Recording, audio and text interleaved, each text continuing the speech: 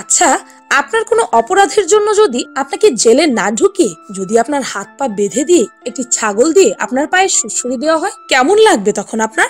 আপনি কি জানেন ইতিহাসে সাবান চোরদেরকে কি ধরনের শাস্তি দেওয়া হতো? তাদের চুরি করা সাবান দিয়ে তাদেরকে গোসল করানো হতো ততক্ষণ পর্যন্ত যতক্ষণ না সেই সাবানটি শেষ হয়ে যায়। ভাবতে পারছেন? এখন আপনাকে যদি আপনার অপরাধের জন্য বলা হয় ছোট্ট একটি টুথব্রাশ দিয়ে বিশাল একটি এরিয়া রং করতে, তবে কেমন লাগবে? আচ্ছা, এগুলো বাদ দিন, যদি আপনাকে শাস্তি স্বরূপ হাত পা বেঁধে পচা খাবারের ঘ্রাণ নিতে দেওয়া হয়। দেশের শান্তি শৃঙ্খলা বজায় রাখার জন্য আইন কানুন বা নিয়ম বানানো হয়। পৃথিবীর বিভিন্ন দেশে অন্য সব বিষয়ে ভিন্নতা থাকলেও আইনের ক্ষেত্রে প্রায় মিল দেখা যায়, কিন্তু তারপরেও এক এক দেশে এক এক ধরনের ব্যতিক্রম আইন প্রচলিত রয়েছে। আছে অপরাধের অদ্ভুত সব শাস্তি, তবে দুনিয়ায় এমন কিছু অপরাধের এমন সব সাজা দেওয়া হয়েছে যেগুলো শুনতে একটু হাস্যকর এবং অদ্ভুত বলে মনে হবে আপনার, যেগুলো বিশেষজ্ঞরা গবেষণা করে এমন অদ্ভুত সাজা বের করেছেন। আসুন দেখে নেই বিভিন্ন আসামিদের দেওয়া পৃথিবীর সবচেয়ে অদ্ভুত আর বিচিত্র শাস্তি।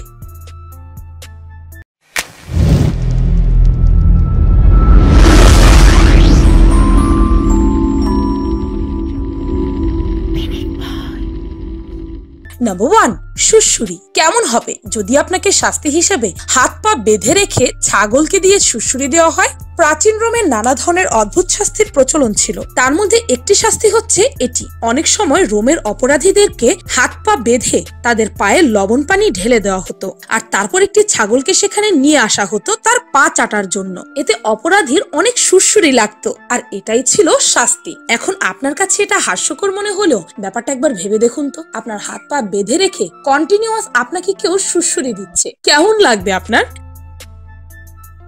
নাম্বার 2, পচা খাবার। এখনকার সময় অনেকেই অনেক পচা জিনিসপত্র বিক্রি করতে দেখা যায়। যদিও তাদের নানাভাবে শাস্তির ব্যবস্থা করা হয়, বেশিরভাগ সময় তাদের জরিমানা করা হয়, কিন্তু 17 দশকে পচা বা মেয়াদোত্তীর্ণ খাবার বিক্রি করলে ছিল ভিন্ন রকমের শাস্তি। কোনো দোকানি যদি মেয়াদোত্তীর্ণ মাছ মাংস বিক্রি করত, তবে তার হাত পা বেঁধে তার সেসব মেয়াদোত্তীর্ণ খাবার আরো বেশি পচিয়ে সেটার গন্ধ তাকে নিতে দেওয়া হতো, আর সেই গন্ধ সহ্য করা চারটিখানি কথা নয়।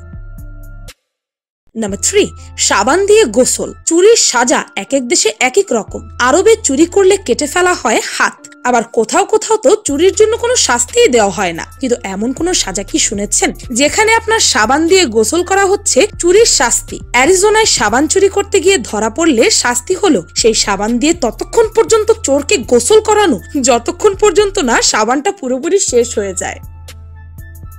নাম্বার 4, গাধার সাথে হাঁটতে হবে। 2003 সালে শিকাগোর 2 কিশোরকে 45 দিনের সাজার পাশাপাশি তাদের শহরের কেন্দ্রস্থলে একটি গাধার সঙ্গে হাঁটার আদেশ দেওয়া হয়। এটি চার্চে ক্রিসমাসের আগের দিন যীশু খ্রিস্টের একটি মূর্তি চুরি ও নষ্ট করার অভিযোগে একটি শিশুকে সাজা দেওয়া হয়েছিল।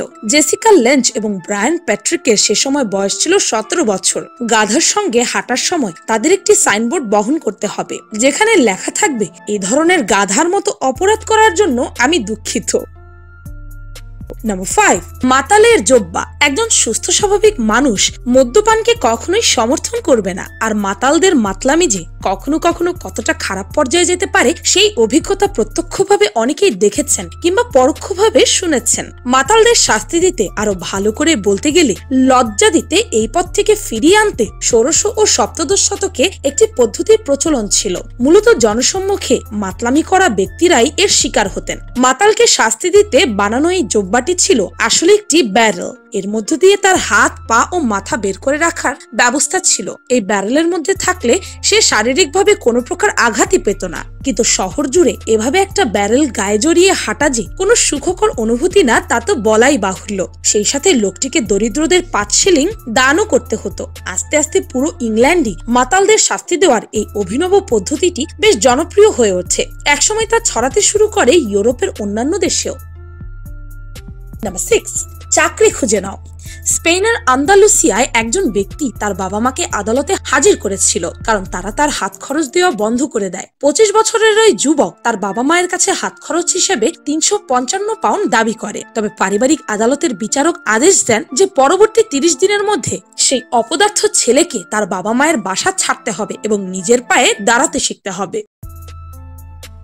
নাম্বার 7, ক্লাসিক্যাল সঙ্গীত শোনা। গাড়িতে জোরে জোরে গান বাজানোর অভিযোগে 2008 সালে অ্যান্ড্রু ভিক্টরকে 120 পাউন্ড জরিমানা করা হয়। সে সময় তিনি জার্ভ সঙ্গীত শুনছিলেন। তবে বিচারক তাকে প্রস্তাব দেন, যদি তিনি 20 ঘন্টা বিটোভেন, বাচ এবং চোপিনের ক্লাসিক্যাল সঙ্গীত শুনে কাটাতে পারেন তাহলে তার জরিমানা 30 পাউন্ড করে দেওয়া হবে। বিচারক চাইছিলেন ভিক্টর যেন বুঝতে পারে যে ধরনের সঙ্গীত সে পছন্দ করে না তা জোর করে শুনতে কেমন লাগে। ভিক্টর অবশ্য মাত্র 15 মিনিট সেই সঙ্গীত শুনতে পেরেছিল, যদিও তার দাবি সে বেরিয়ে এসেছিল এই কারণে যে বাস্কেটবল প্র্যাকটিসে সে উপস্থিত থাকতে চায়নি।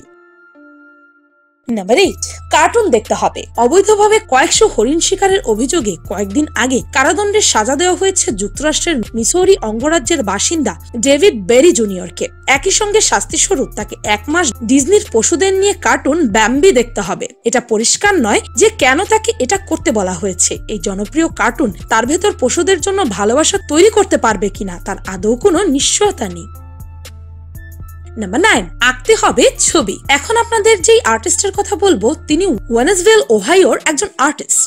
ঘটনাটি 2019 সালের। এই আর্টিস্ট রেল স্টেশনে পারমিশন ছাড়া স্প্রে পেন্টিং করার সময় ধরা পড়ে। তখন তাকে কোর্টে নিয়ে আসলে তিনি ক্ষমা প্রার্থনা করে, কিন্তু অপরাধ যেহেতু তিনি করেছেন তবে শাস্তি তো তাকে পেতেই হবে। তাও তো জর্জ মাইকেল তাকে এক অদ্ভুত শাস্তি দিয়েছিল। তার শাস্তি ছিল তাকে কোর্টের এরিয়া পরিষ্কার করতে হবে এবং পুরনো এরিয়াটি সুন্দর করে পেইন্ট করে দিতে হবে, কিন্তু কোনো রঙের ব্রাশ ছাড়া, টুথব্রাশ দিয়ে। ভাবতে পারছেন কোর্টের এত বড় এরিয়া তাকে টুথব্রাশ দিয়ে রং করতে হবে? এর চেয়ে তো সাজাই ভালো ছিল।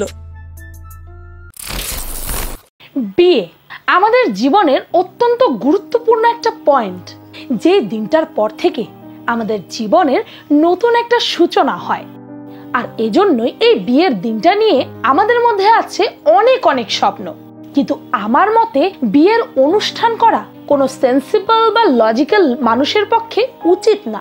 নাও ডোন্ট গেট মি রং, আমি বিয়ের বিপক্ষে কিছু বলছি না। বিয়ে করুন, কিন্তু ধুমধাম ভাবে না, অনুষ্ঠান করে নয়। কোর্ট ম্যারেজ করুন বা মন্দির মসজিদের মতো পবিত্র স্থানগুলোতে করুন।